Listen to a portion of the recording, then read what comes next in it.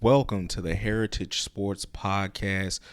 Thank y'all so much. It's been another great day of football. It's been the championship weekend. One of the things we're covering is the SWAC championship. Of course, Jackson State beat the prestigious Southern University. And the hot talk now is Deion's going to Colorado. He's made his decision. He's going to Colorado to coach. He's going to the Power Five conference and taking a step up. But a lot of people on Twitter, especially Black Twitter, HBCU Twitter, have had mixed results, mixed emotions. One of the biggest ones is, why is he leaving? He should stay at a HBCU and everything like that. Everyone said, oh, well, you got to understand, Jackson State is not paying his coaching staff. They feel like they're not up to par. People mention Deion has given up half his salary to help build facilities. He doesn't have to do that at Colorado. And I'm here to tell you, all of that is just crap. That's not the reason why he left or anything like that, or to get more money. Don't get me wrong, Primetime likes money. It's $5 million a year. Plus he gets to bring his staff salaries up. All that's true. They're going to have great facilities, blah, blah, blah. But that's not the real reason. The real reason he is leaving for Colorado is Deion Sanders. Point blank, period. Listen to the clip at the end of this video. He says in it, the reporter asked him, is Shedeur going with you? He laughs and says, basically, what do you think? Of course Shedeur's going with him. Look at this picture. This is a picture of when he was his head coach in high school. He has been with him. Think of LeVar Ball, basically, with football clout. He has been with him at every step of the way. Now, whether you like it or not, it's not about money or resources. It's his son. His son is not Steve McNair, but he's damn good. It is what it is. It's really difficult to get his son a decent draft grade at quarterback coming from Jackson State. So I think the reasoning has nothing to do with anything but to get his son to the pros. He literally left high school football to say, you know what, I can get a college to hire me, which was Jackson State. He was able to flip his son from going to Florida Atlantic or Florida International, one of those schools, coming out of high school, and he went to Jackson State. Went there his first year. He played his first year. He went out and got him the best offensive coordinator he can find, and had him working with Tom Brady in Tampa, and now he has an NIL deal with TB12. He's had him working and been grooming him. He knows what the NFL personnel looks like. He thinks his son is good enough. I don't know if you know the last HBCU quarterback that's ever been drafted, but I can tell you it's not a lot. HBCU kids are drafted, no doubt about that, but they're not drafted at a high clip, and the ones that are drafted tend to be at a highly skilled position, such as a cornerback. The last one was James Houston from Jackson State. He's a defensive end, a specialist rush defensive end, maybe a wide receiver, something like that. But it is not common for HBCU quarterback to get drafted. Deion knows that. Everyone knows that. So he knows his son can play Power 5, and he says basically he's going to come with him, give him that opportunity, and again, be coaching with him. He left high school Deion's been coaching a long time, but he left high school to go to Jackson State, flipped his son to go there, worked with him 2 years. Now he's going to Power 5. Shedeur is going to enter the transfer portal and go with him to Colorado, where they'll have all the resources, best coordinators to not only get the program hopefully where it needs to be, but it's about Shedeur getting him to the NFL. And once he gets to the NFL or gets to the draft or whatever the case may be, I really don't know what Deion wants to do. I really don't.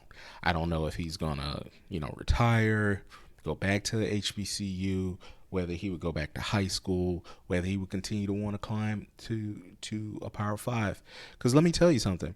He has a lot of I'm going to say a lot of mouths to feed. He's comfortable, but to keep them working and to keep them relevant and to keep them occupied and busy. His son runs his social media page, and he does a great job with that. I'm talking about Deion Jr. and Shiloh. Shiloh is a thumper. He was able to get a scholarship to South Carolina before he went to Jackson State.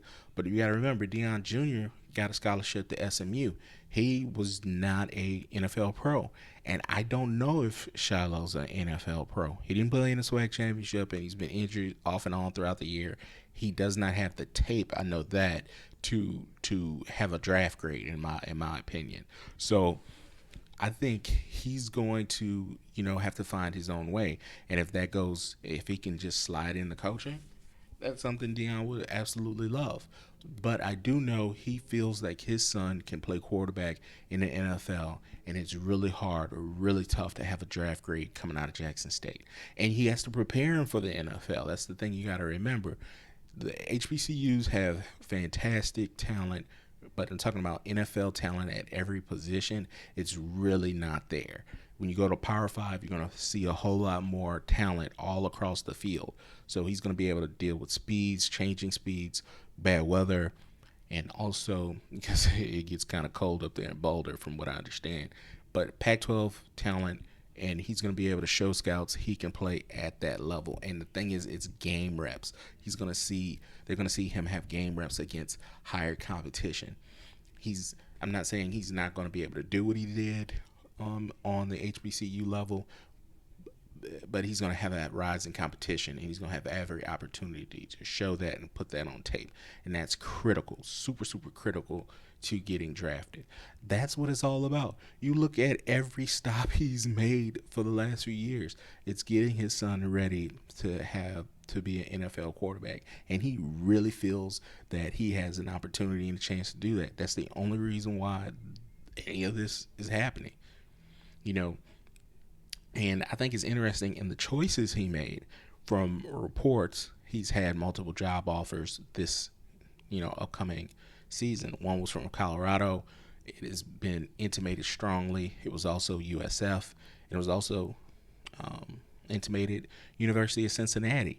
And to be honest with you, out of all of those choices, and I'm sure there may have been a few more. I know FAU became available, but out of all the choices, the best one is Cincinnati. Cincinnati was in college football playoffs last year. They are an Under Armour school, which Deion is endorsed by.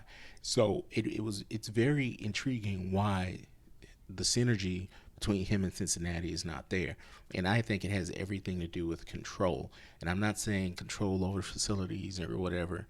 No, Colorado is a bad football program right now. It's historic legacy. It's a bad football program. So they have when you have a coach that's able to dictate his own terms, he's going to go to that opportunity first. And I think Colorado not only gave him the bag, gave him everything he wanted. You can hire whoever you want, and we'll let your son start, or whatever the case may be, without any kind of scrutiny. You can't do that at Cincinnati. Cincinnati is too high of a program to say, no, this is my son, he's going to start. They're going to give him too much feedback. In Colorado, they're not going to do that. And this is also critical. I mean, it's just survival in college football coaches. Look, you go to a bad program, you're going to have a lot more leeway. And what I mean by that is you're going to get at least 2.5 years, 3 years. You have these programs that's high pressure. You don't have that same job security. You may be there. Look at what happened in Auburn. In Auburn, he got 2 years. The glass coach got 2 years before Hugh Freeze just got hired. But he was really, really close to being fired after 1 year.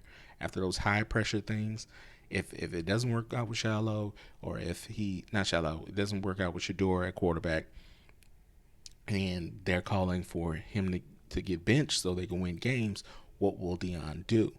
And then if he does not win games, he could be out after a year, and where's Shador for his NFL draft cycle? I think it gives him a whole lot more ramp going to Colorado, But y'all let me know what y'all think, and look and check out this interview.